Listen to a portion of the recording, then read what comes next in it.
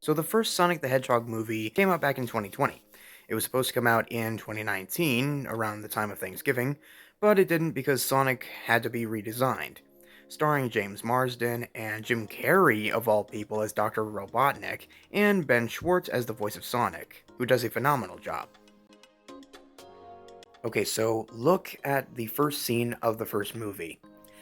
This is Green Hill Zone, and it looks just like the games, even though it's only here for a quick moment, though. And then there's this one moment where Longclaw, Sonic's mentor and guardian, ends up having to send him to Earth because the echidnas track them down. And it's pretty heartbreaking because it's established that Longclaw is Sonic's only parental figure, the only family that he really has. And it's a pretty heartbreaking scene. Even though it's really, really short, it comes and goes. It lingers just long enough for you to really believe their relationship. And yes, I do want to mention this, the redesign. Now, Sonic originally looked awful. Looked nothing like the character pretty much in any way. He looked too human, and it was just wrong. Paramount listened to the fans who were beyond pissed, and they decided to redesign him to look much, much closer to the actual design of the character. So, yeah. I mean, it feels like originally Paramount and Sega, or at least one of the two, didn't really care too much about their own property.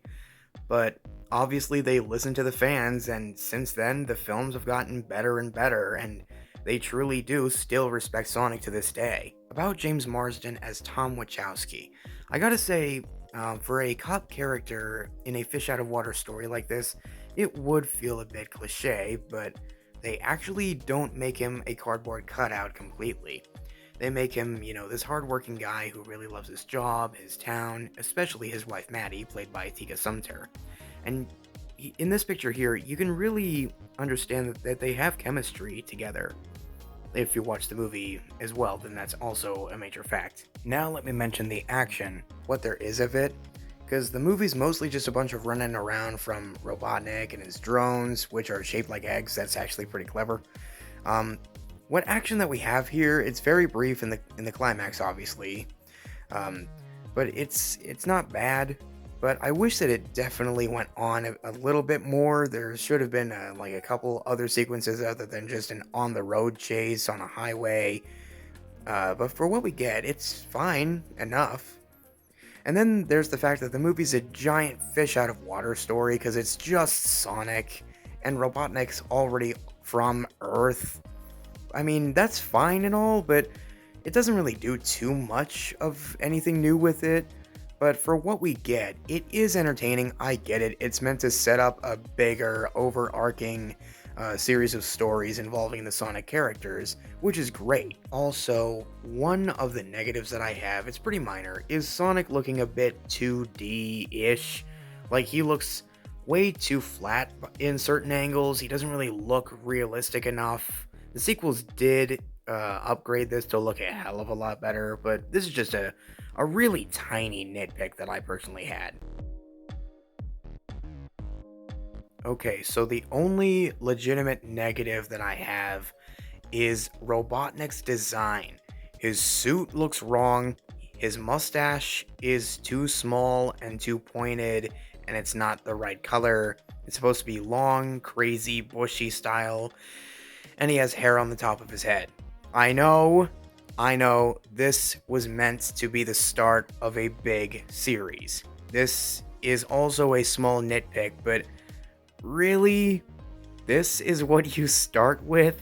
Honestly, the comedy that Jim Carrey brings to the role definitely feels like Robotnik, and definitely sounds like how he would talk.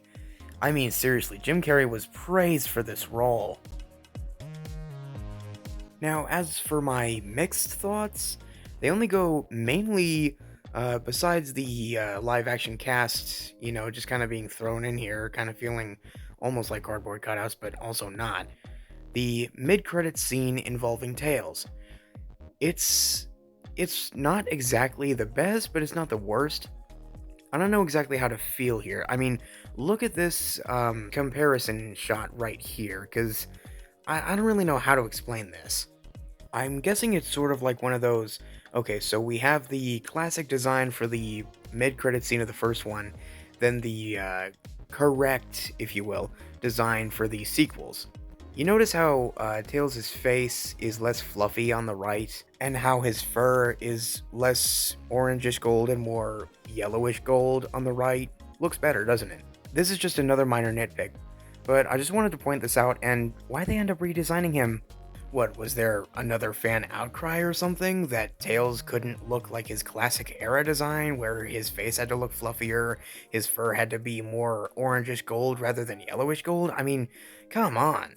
I mean, in Sonic 2, the first episode of Knuckles, and Sonic 3, Tails has a bit of a rounder head and less fluff to his face, rather than the picture that I showed you from the mid-credit scene where his head looks a bit rounder and bulgier. Basically, what I'm saying is that the one on the right is obviously the winner. I know that it's for nostalgia and stuff, but come on, this does not look right. So, overall, the first Sonic the Hedgehog movie is definitely a very welcome take on the fish out of water story, a interesting video game movie adaptation, and, well, besides Jim Carrey's comedy and Sonic's redesign, there's not much else I can say. It respects its source material and its fan base, and especially its audience. Not just that, the tone and atmosphere are really good, the comedy is superb, Sonic's redesign looks great and believable to exist in this world. Just make sure that whenever you go and revisit this movie, or if you haven't seen it yet, when you do go see it, make sure to say, "Gotta go fast."